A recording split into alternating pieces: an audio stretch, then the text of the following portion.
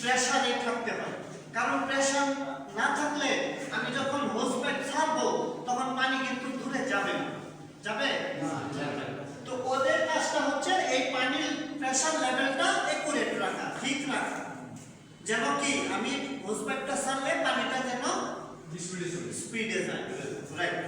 তো এই ঝুঁকি প্রথমে কি করবে, যদি প্রেসার কমে যায় ওই প্রথম কাজ হচ্ছে ঝুঁকি। ঝুঁকি কি করবে, সে চালু হয়ে অটোমেটিক, এটা কিন্তু অটো মোডে এই তিনটাই অটো এবং কি ম্যানুয়াল দুই মোডে চালানো হয়, ঠিক আছে।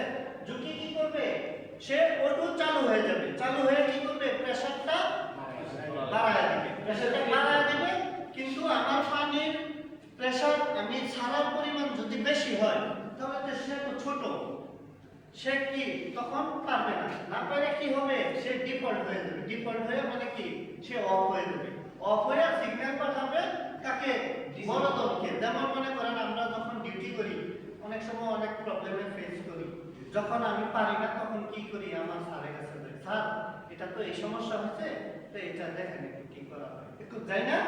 ঠিক ঝুঁকিটাও এরকম, সে যখন প্রেসার না দিতে পারবে তখন সে কি করবে, সিগন্যাল দিবে, বন্ধ হয়ে সিগন্যাল দিবে বড়টারে, ইলেকট্রিক পাম্প। ইলেকট্রিক পাম্প কি করবে, যে স্যার বলে না যে আচ্ছা আমি ব্যাপারটা দেখতেছি, এগুলা আমার কাজ কিন্তু শেষ, তারপর কি ঝুঁকির কাজ শেষ। এখন ইলেকট্রিক পাম্প চালু হবে, ইলেকট্রিক পাম্প চালু হয়ে গেলে কি হবে, প্রেসারটা বাইরে যাবে। এখন আসে তাহলে দুইজনেই তো কাজ করতে পারতেছে, তাহলে আবার এটা কি দরকার, অনেকের মনে প্রশ্ন থাকতে পারে, পারি না। এটার কাজ হচ্ছে যখন আগুন লেগে যাবে, আমার তো বিদ্যুৎ নাও থাকতে পারে, নাও হতে পারে, ঠিক, তখন ইলেকট্রিকও চলবে না, ঝুঁকিও চলবে না, তখন আমি পানি কিভাবে দেব, সেই কারণে ডিজেলটা এটা ব্যাকআপ হিসেবে কাজ করে। ডিজেলটাও কি হবে, অটো ম্যানুয়াল, সবকটা কিন্তু অটো বা ম্যানুয়ালে দেওয়া হয়।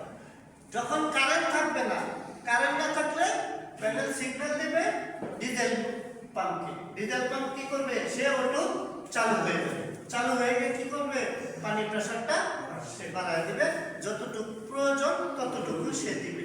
এই কারণে কি এই তিনটা পাম্প খুবই গুরুত্বপূর্ণ, আমরা ভুলে যাব না, এগুলো আমরা সবসময় মনে রাখবো, কারণ বিপদ আমার একটা আসবে না, সবারই আসতে পারে, আল্লাহ না করুক কোনো কারণে বিপদ আপদ হইলে আমাদের যদি এগুলো জানা থাকে আমরা কি করতে পারবো, সহজে প্রবলেমটা মোকাবেলা করতে পারবো, রাইট।